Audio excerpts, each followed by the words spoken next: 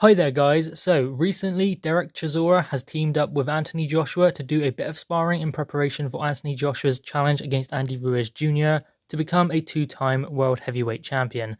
And David Haye has explained how that sparring session actually went and the condition that Anthony Joshua is getting himself into for the rematch.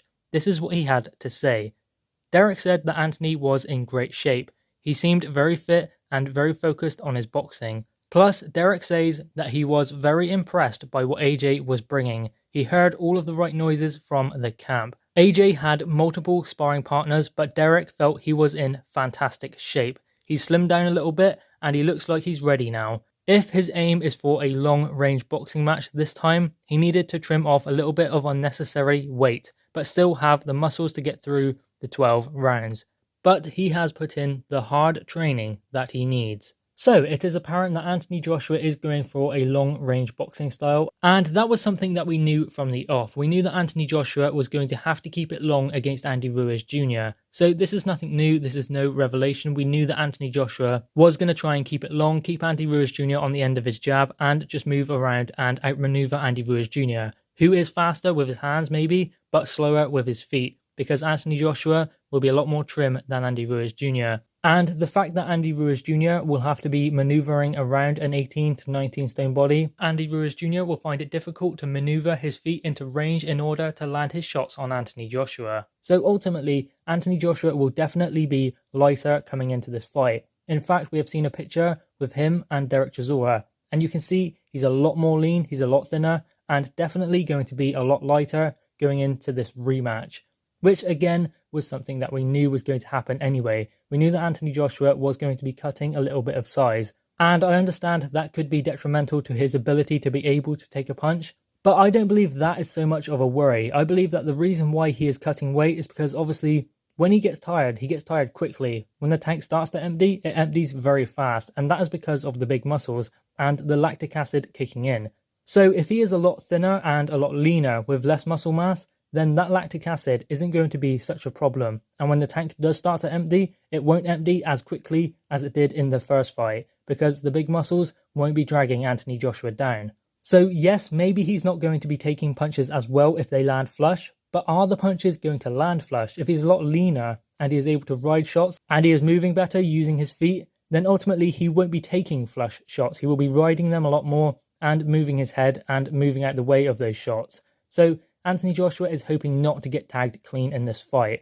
And obviously Anthony Joshua did take too much punishment in the last fight. It was one big punch that changed the course of the fight. That big punch in the third round that Anthony Joshua walked onto. It was high on the head, it wasn't on the chin. And it was something that Anthony Joshua never really recovered from. So in the rematch, Anthony Joshua will not be allowing Andy Ruiz Jr. to close that distance and get within range to land that shot, because Anthony Joshua allowed him the opportunity to land the shot. Because Andy Ruiz Jr. was on the floor, he'd been knocked down by Anthony Joshua, and his only option was to get up and fight fire with fire. Come forward, because he cannot go backwards. Andy Ruiz Jr. cannot fight going backwards. So his only option was to come forward and try and throw with Anthony Joshua. So he just tried to gamble and land that money shot, and he landed it, and Anthony Joshua just walked onto it. He did not see it coming, and it was high on the head, which is a very hard place to absorb a shot anyway, and it scrambled his equilibrium, and from then on Anthony Joshua was not the same fighter.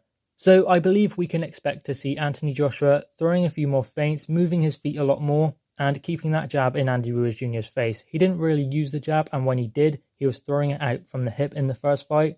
And this one, I believe that Anthony Joshua will be doubling that jab up, coming around to the side, using his angles, and trying to pull Andy Ruiz Jr. into a fight that he doesn't want to be fighting.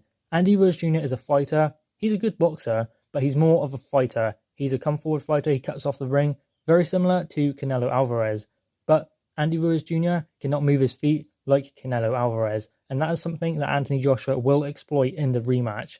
Now, this sparring session with Derek Chisora, there is no footage of it, and we don't really know what happened, but we do know that Anthony Joshua is in slimmer shape, and he is in better condition for the rematch. Plus, David Haye did touch upon Anthony Joshua using his physical advantages in the rematch, such as leaning on Andy Ruiz Jr. when they get in close, tying him up, and walking him back. Don't worry about trading on the inside, because that is Andy Ruiz Jr.'s game, which I thoroughly agree with. Anthony Joshua needs to just tie Andy Ruiz Jr. up. I know it sounds easy, but if he can grab hold of his arms and lift them and make sure that Andy Ruiz Jr. is unable to get his arms free and throw punches, turn him, then go back to the center of the ring. Anthony Joshua does not need to be trading up on the inside, much as David Haye explained, because that is Andy Ruiz Jr.'s game, and Anthony Joshua needs to make sure the fight is fought on his own terms, and that is what he can do. He has the physical advantages, and he has the boxing ability to do so. It's just whether he can put it into practice. It seems like in sparring, he is doing very well, he is strong, he is powerful, he is fast, but the question is, can Anthony Joshua translate that on fight night?